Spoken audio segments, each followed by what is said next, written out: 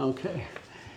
Welcome to the Downtown Dogs. My name is Jimmy Rogers. Today's guest was a Husky lineman from 1981 to 82. He later trained as a Navy midshipman at Annapolis, correct? That's correct. He returned to his home, Seattle, where he served as a Seattle police officer for over 30 years. Yes. He's recently retired. That's correct. When did you retire, Tom? June of 2021. June of 2020. Okay, so should we probably get your name out there? Tom Ovens. Yep, Yes, Tom Ovens. welcome to the show, Tom. Welcome, Thanks Jimmy. for coming downtown. So, Tom Ovens, how are you today, for starters? Doing good. Okay, Doing good. How's your health?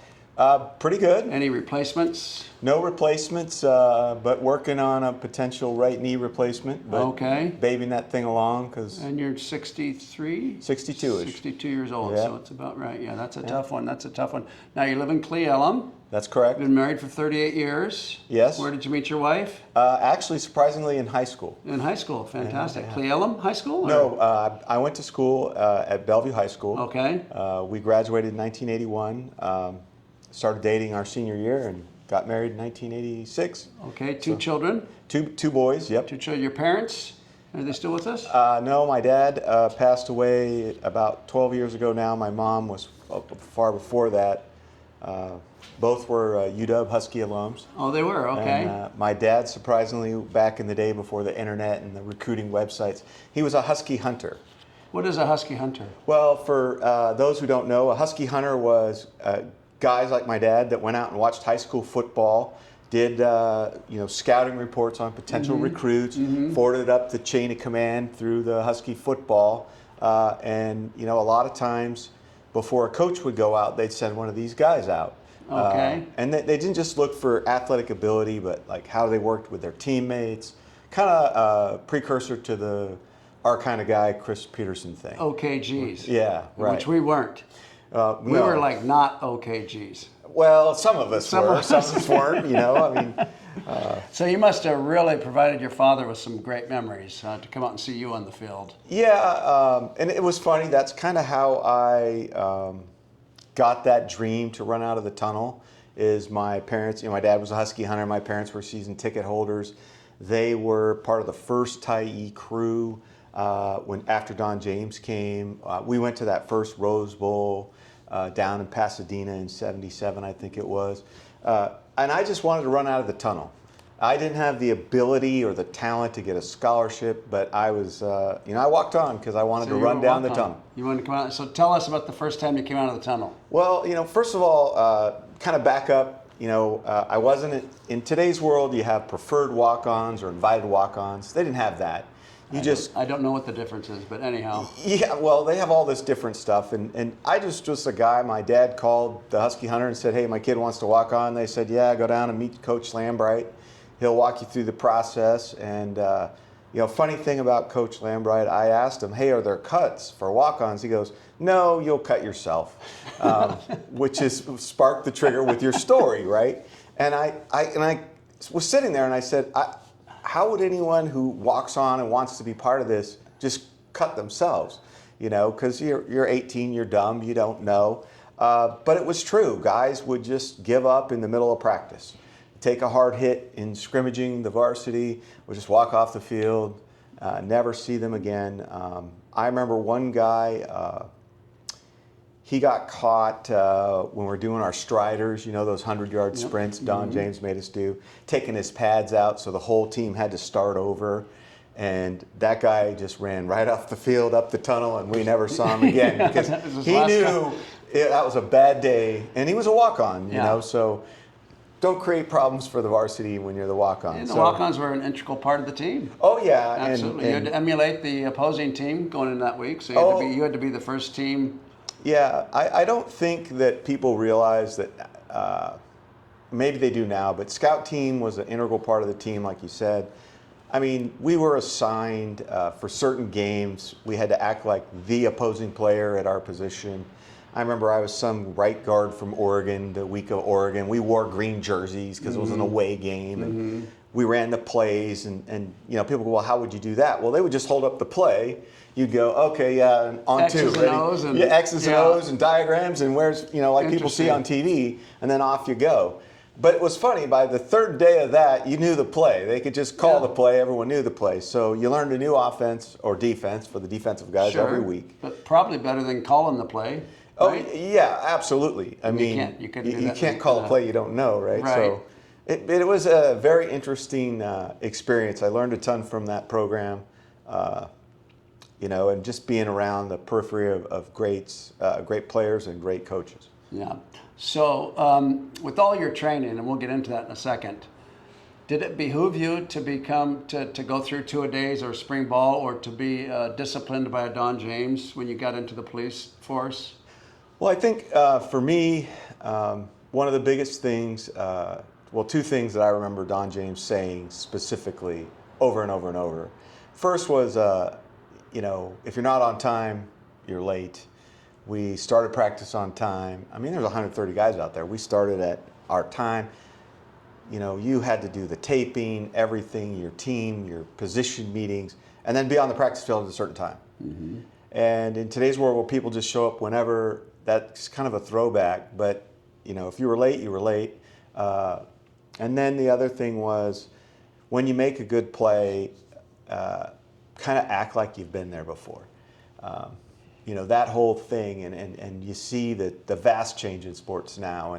And to me, I just see when a guy's classy, and I really appreciate that as an athlete, and even as a person, when you do something great, I want to celebrate, but not taunt. Don't be a jackass. Don't take it over the top. Yeah, absolutely. You Absolutely. So, did you have a favorite Husky moment?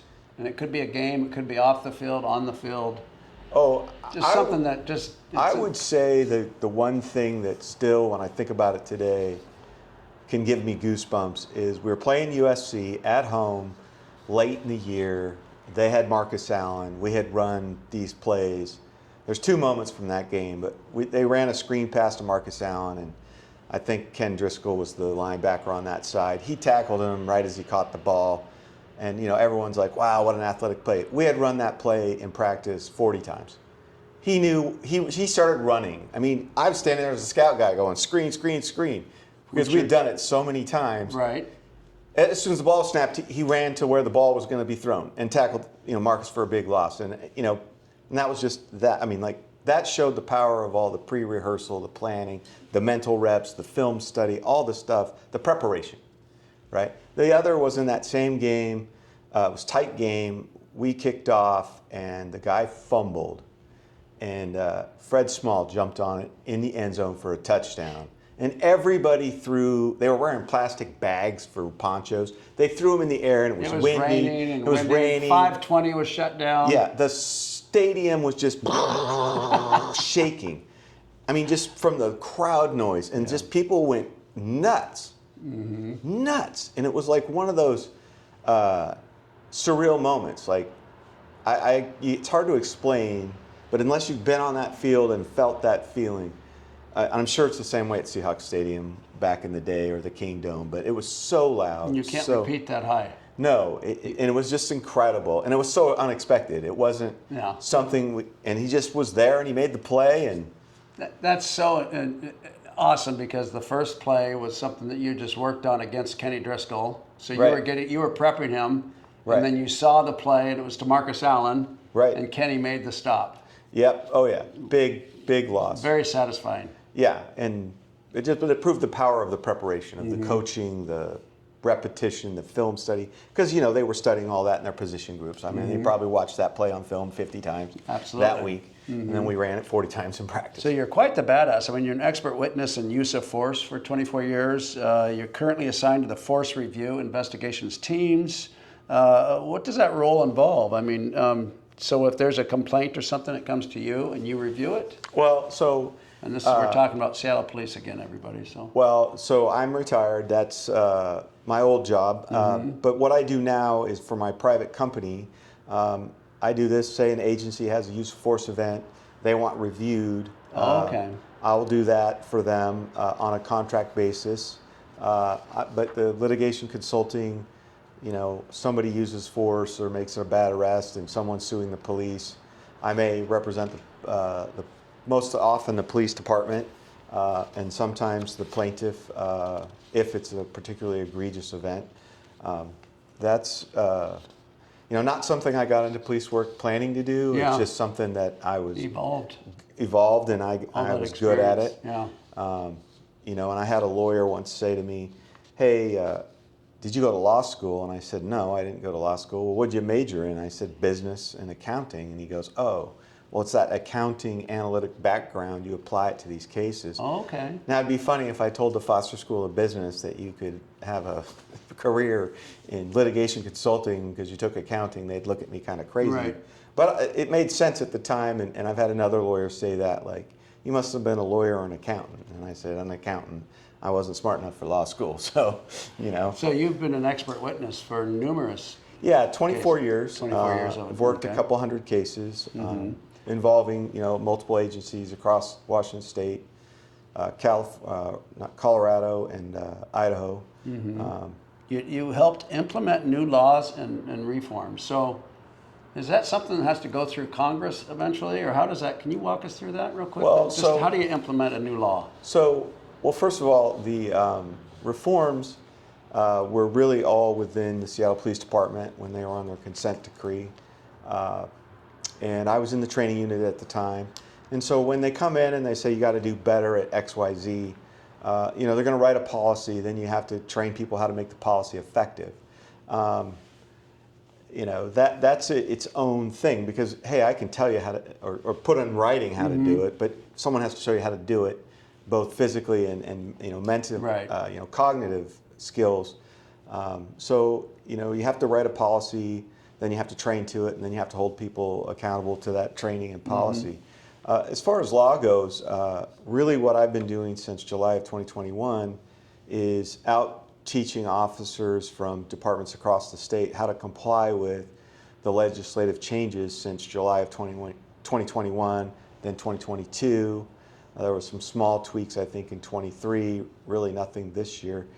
But every time you change the law or you change a policy, you got to teach officers how to follow it. Because they've developed, quote, muscle memory, how to do it the old way. So you got to train them the new way. It's no different than in sports. You put in a new offense, you better teach everybody the new offense. Gotcha. Or the guy's going to go back and do what he knows, right? Or any sport, really. So, Sergeant for 10 years, certified instructor in master defensive tactics, pistol and shotgun, urban rifle, and bolt action. What's bolt action? So bolt action would be like the old school hunting rifle. So you got to turn the bolt, but that's what marksmen or snipers use. Okay. They would, depending on where you come from, they have the both name. Taser. Yeah. Expert in tasers. LVNR, which is lateral vascular neck restraint. Right, which is currently outlawed. in Gracie, Washington State. survival tactics. Correct. Okay. Aikido, wrestling, boxing, Brazilian Jiu-Jitsu, second degree black belt. Yes. Wow. Is it safe to say a Husky makes a great cop? Well, there were quite a few Huskies on the police department. Dennis Brown was one. Yeah. Mike McGann. Oh, Mike. Mike of course, McGann. of course. There were, and then a lot of ex-football players that weren't Huskies, but Vic Miner was the former Seahawk. He was on the police department. Okay. And I think there was a time when the police department recruited ex-athletes. Yeah, because these days I just don't see the girth I used to see on the street. Well, I'm not being sarcastic. I think I they watched some of recruited. that footage last night, and a little gal that was kind of overweight took off running, and she got an extra 10 yards at these guys. They couldn't catch her, and she wasn't fast. And the cops chasing her, they didn't play ball, let's put it that way. Well, No lateral quickness. Well, and they are wearing 30 some extra pounds of gear, so that's a good point. Thank you for pointing that out. So I'm told the statistics on the crime in Seattle are incredibly, they've improved tremendously. Now, there's also a Mark Twain quote that says, liars figure and figures lie. So, and then if you want to ask the local postman, he says people don't call in as much because there's nobody responding. So that would make the numbers go down. Is Seattle back to par, or are we still subpar? Par being what it was pre-COVID. Well, I would say clearly staffing-wise, they're not. They're down hundreds of officers still. Hundreds, like over 500, or? Well, the last numbers I heard was 500 or more. And why are they down? Because nobody wants to be, or we don't have the money? No, there's money there. Well, first of all, let's back up. As far Okay. back as 2015, there were 600 officers eligible on the police department that could retire at any time. So if that's about half the force, right? I mean, so at the time we had 1,350 sworn positions. So there was this idea pushed forward that we should start hiring extras and build our own police training academy to start flow, because at any given time, if 200 of those eligible people decide to leave, you're down. You got to cut whole units, whole divisions. Okay. So, that did not happen for whatever reason. I don't know, and I don't. What did not happen? They did not retire, or we did not?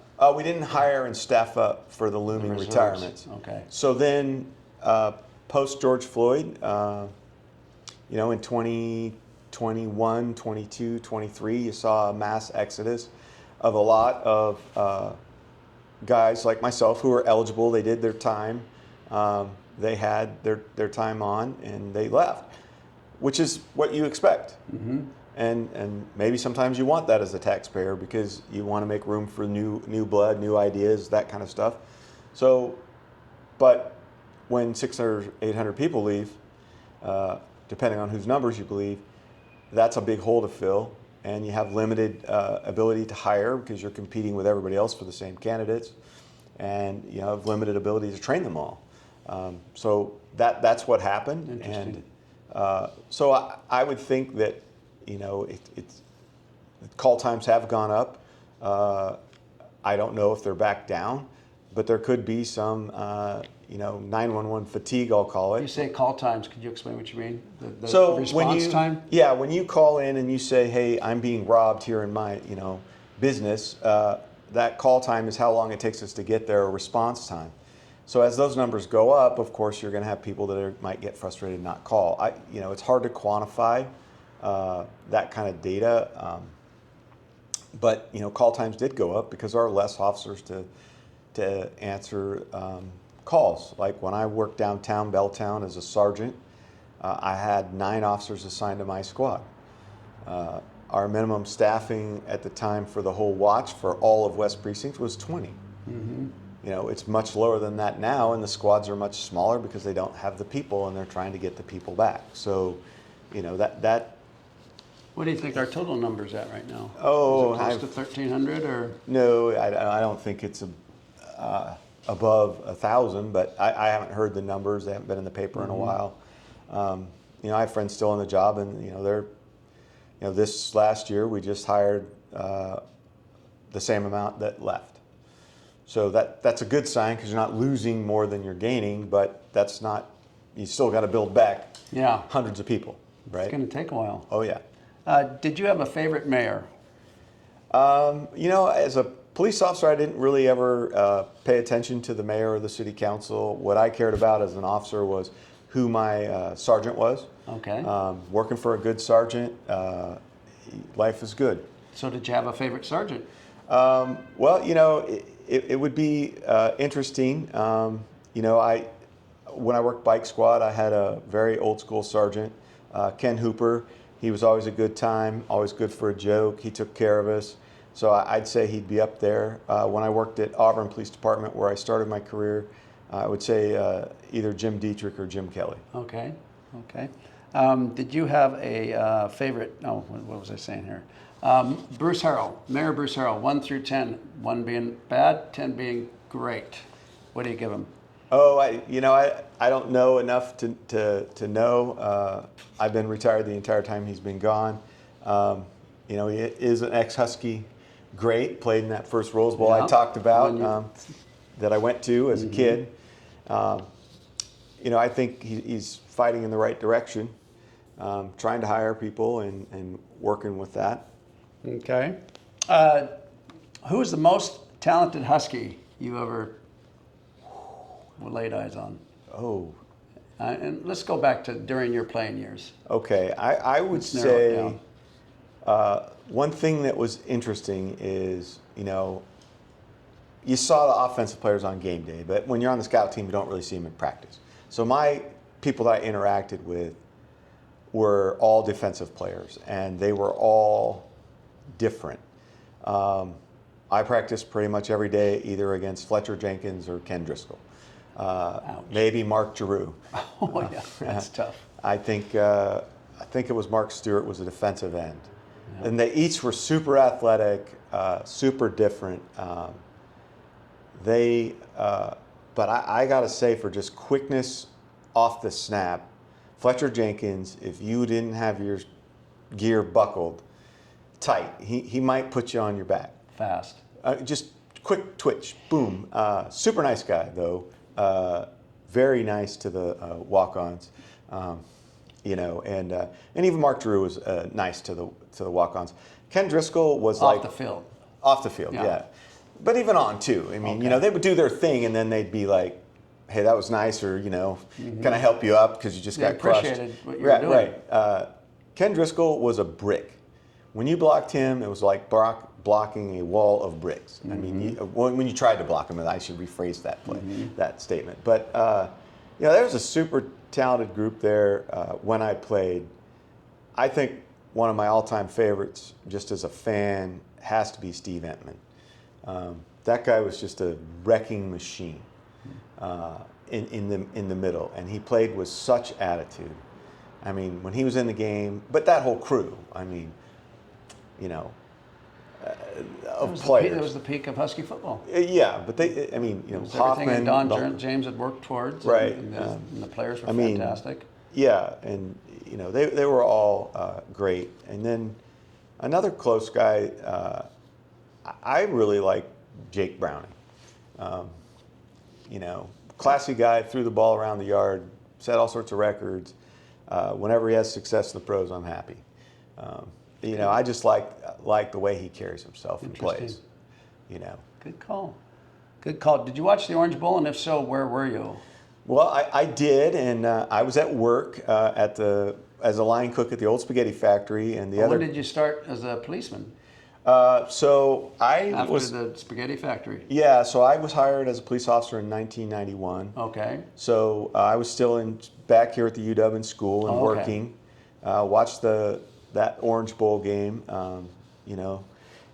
and I was at work and with another big-time Husky fan, and we basically told the boss, like, we're going to set up this little TV here with rabbit ears, watch this game while we work, or we're leaving. And he's like, okay. And, pretty soon it was funny. We'd cheer, and then fans would ask the waiters, what's going on? Oh, they're watching the game. And then they'd start coming back for score updates to give the people in the restaurant, And I'm like, well, if you want to know, just go somewhere and watch it. But what are you doing here? It was different. No one had phones with internet. They couldn't sit there at the table and watch that. So, but it was one of those surreal things, and I'll never forget the Sooner Schooner and that whole debacle. We were going crazy, but that goes back to act like you've been here before. Yeah. Right? It was an interesting, that was a great game. Thank you for that. If we were to look at your playlist right now, what would be the number one song? Boy, that's a tough one. That's personal, isn't it? Well, I country? Country or rock. I would say one of my all-time favorite rock songs is "American Pie." Oh yeah. By Don McLean. Don McLean, yeah. Fantastic. And never gets old. Just because I remember when it came out in the summer. Where were you? We were in Alabama. We lived down there, and the older teenagers would play that by the pool nonstop, and it takes me back to a good place. Takes you right back to that good time. Yep. Yeah, it takes me back, and I may have the years off, but it was when Steve Prefontaine died. Oh. So I was in Oregon, and when he died, it was. Well, that was a big deal. Yeah, very big deal. And the song was, for some reason, the two. Sticks to it. Yeah, absolutely. Who would you like to see on the Downtown Dogs? That's a tough one. Maybe Ettman? Maybe Entman, yeah. Or Jake? Yeah, those would be good picks. I think, there's so many Husky greats, and just not just maybe for what they did, on the field, but afterwards. Yeah. and that's, the field times. You're one of them. Short time frame, right? So it's pretty exciting to see. Even like I ran into years later, Willie Roseborough. He worked at King County Corrections at the time. He was at a training class that I was helping teach down at the academy, and he's like, "I know you. You do." You went against each other, right? And he was, and he had said, "Oh, you should come by the Big W Club and stuff on game day and all that." I never did, but he's like, you paid your dues. I mean, yeah, but then he was just, and I ran into Don Dow once outside the game, and I know, Zach Scorn's wife owns a pancake corral that I used to go to all the time because we lived over there. Yep. So, Willie Roseborough, though, I love that guy. I would, I hadn't seen him for 40 years, and we ran into each other at some event, and it was as if we'd seen each other yesterday. Oh, wow. It was just, I'd love to have him on the show, but it seems like you become close to the people that you either sit next to in the locker room, because you've got years. For me, I was number 39, and Kenny Driscoll was number 40. Right. So I was with Kenny for 2-3 years, and he was a great guy. And on the field, you did not want to mess with that guy, or on the basketball court. No. And he was already broke down physically. Most of us have to break down and get low to hit. Right. He was already there. Yeah, He was like ready. I said, it was like running into a brick wall. Yeah, so you either sit next to them or you're competing against them. And Right. and whenever you fight somebody every day, you become closer. And Yeah. so you were going against all these defensive guys, the Fletchers of the world and stuff. And Well, my point was I was going against Willie Roseborough. He was the tight end, and I would cover him one-on-one. Yeah. Oh, and yeah. we went at it, man. We went at it Oh, like yeah. fisticuffs, and it was so much fun. Yeah. And we're very close. When you see how large he is, I mean, you forget. Yeah. Like a lot of times when you're just around people and then you see them, I mean, he's tall and he's still big, in a good sort of way. So let's just go with Willie Roseborough on that question. Okay. Who would we like to see? Because hopefully they'll be watching us. Okay. We'll get him on the All show. right. So come on, Willie. That's right. Get down here. Do you have a favorite word? Not for polite company. How about a least favorite word? That's nice. Very good. From my wife. What turns you on? So that's a loaded question to a guy who's been married 38 years. I'm going to go with my wife. Very good. What turns you off? The know-it-alls of the world.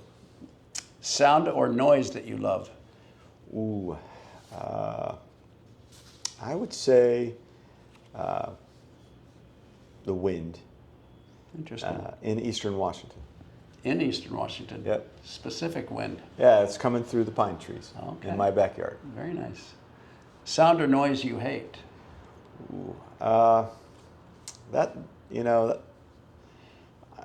Like most people, probably those irritating sounds that are close to the sound of a chalkboard being scraped across. Anything screechy. Okay. A profession you'd rather try? Oh, growing up, like probably every football player, I wanted to be a professional football player, and that wasn't in the thing. But professional coaching, I coached as youth sports just because a lot of times my kids' teams didn't have a coach, and then I coached high school wrestling for 8 years. Fantastic, but coaching at that level doesn't pay the bills. So, if heaven exists, Tom, what would you like to hear God say when you arrive? well done. Well done. My name is Jimmy Rogers. This is Tom Ovens. We are the Downtown Dogs. Thank you very much, Tom. You're welcome. Thank you for your service, too. Oh, Appreciate you're welcome. keeping us safe. You're welcome. And there's the sirens. That's Right a on fire, time. fire engine. You know. Yeah. You should. Fantastic.